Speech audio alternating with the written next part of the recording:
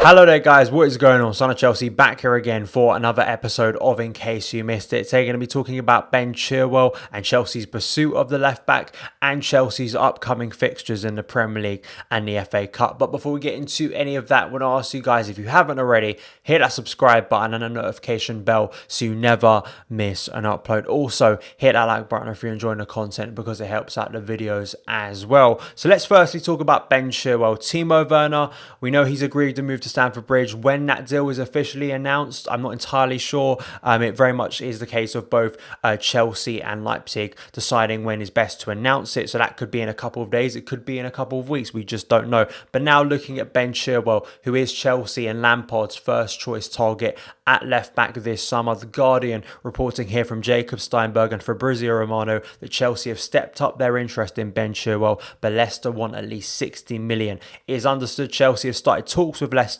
Although Chilwell is interested in joining, Chelsea are aware that making the transfer happen will not be easy. Leicester, third in the Premier League, are likely to demand at least 60 million for the 23-year-old. It also says that Chelsea apparently wants to pay 45 million, which is below that valuation. Lampard has not been convinced by Marcos Alonso or Emerson at left back, and Chelsea may have to look elsewhere if they can't get Ben Chilwell.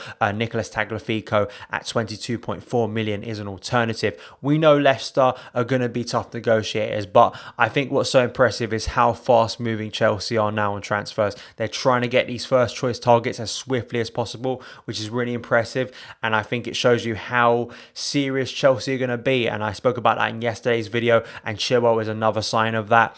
And it looks like they're going to go all out to try and make this deal happen. I think it's going to be probably the most challenging to get done because unlike Werner, you don't have that release clause. With Ben Chilwell being an English player, there's a premium on that, and Leicester, of course, with the investment they have and their position in the Premier League, they're in a position of strength and they can keep a hold of Ben Chilwell and can ask for an extortionate fee along with Ben Chilwell if Chelsea really want him, which they got out of Manchester United for Harry Maguire. So that's going to be an issue. But what I want to focus on as well is Squawka did a comparison with basically the top three targets at left back Chelsea have been looking at.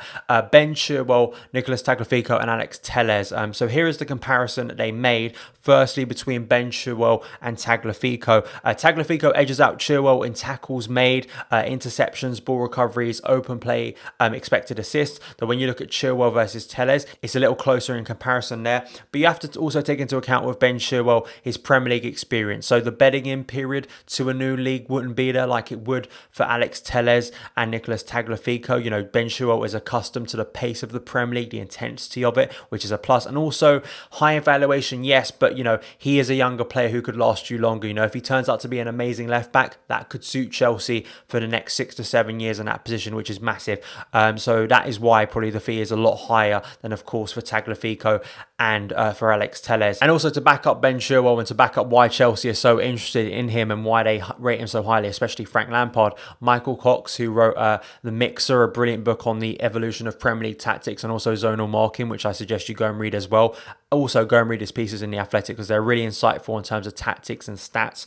Michael Cox, brilliant writer, here talking about Ben Chilwell in The Athletic, saying the easiest way of explaining Chelsea's pursuit of Ben Chilwell is very simple. Frank Lampard wants a left back capable of both attacking and defending. Until now, Lampard's options haven't ticked both boxes. Chilwell is a more complete left back, solid defensively, a good crosser, and in particular, very useful at attacking transitions. His pace isn't necessarily the first thing you notice when watching Chilwell play, but his combined acceleration and speed of thought have been extremely useful. And Chilwell very much suits the style that Frank Lampard wants to play, which is a fast moving style. He wants Chelsea to move the ball as quickly as possible from defence to attack, and Ben Chilwell can definitely help with that, especially with the pace of the Premier League. And also, before wrapping up today's video, I wanted to touch on Chelsea's fixtures, which have been announced and set, the 4 provisional fixtures in the schedule, and also the in-house game which took place at Stamford Bridge yesterday. Chelsea was split into 2 sides. Frank Lampard was there. Frank Lampard apparently was officiating along with other coaches and really just getting the team back to used to playing football, especially at Stamford Bridge, because that is the way it's going to look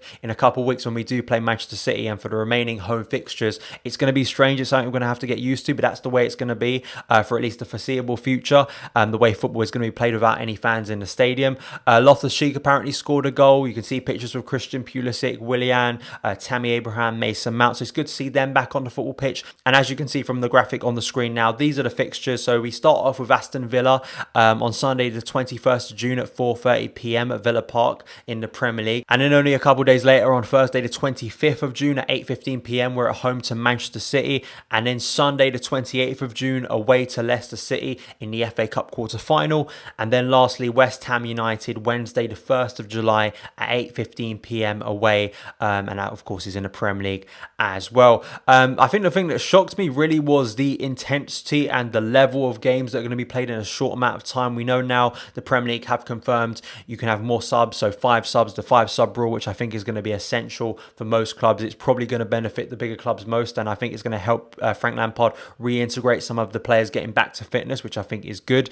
But there are tough few fixtures there, and we really don't know how it's going to impact Chelsea, how it's going to impact the level of football, the intensity, the form of teams before the lockdown to after the lockdown. Basically, we're starting a new season here, and that's the unpredictable element here of trying to guess not only what Frank Lampard's first team is going to look like, which I think I'm going to do my team selector for that game, but I can guarantee 99% of us will get it wrong. Almost, I think it's going to be very hard to predict what team Lampard's going to put out. I would still lean in the direction that I think it's going to be majority of players that played last time, but as I said, that gap between March now and now June, it's bigger than a normal gap you'd have between the ending of one season and the starting of another, so we really don't know. I mean, just in terms of the fixtures, I think Aston Villa potentially, Chelsea could do well on that day. I think the impact of no crowds in some of these grounds like Villa Park that would have really helped Aston Villa in their fight against relegation, I think could help Chelsea. We've seen that in the Bundesliga.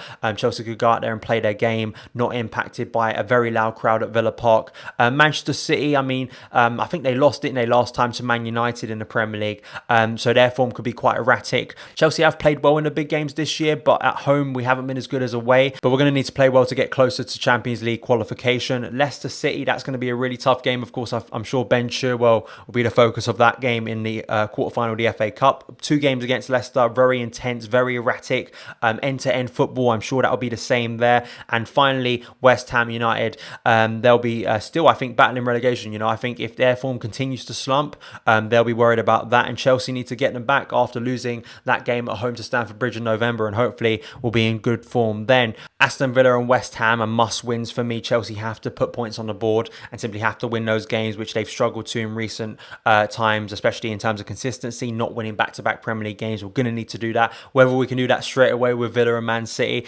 especially the Man City game, it's hard to know what Man City will turn up because their form, as I've said already, has been erratic. Leicester, it'd be lovely to win a piece of silverware for Frank Lampard in his first season. Even if we were to get to the final, of course, we know fans won't be in the stadium at Wembley, but I think that'd be an amazing achievement for Frank Lampard's first season. So we're just going to have to wait and see. Please let me know your opinions on the fixture list in the comments below. But thank you guys so much for taking the time to watch this video. If you did enjoy it, hit that subscribe button and the notification bell so you never miss an upload. Follow me on Twitter at @SonOfChelsea, and I'll see you again.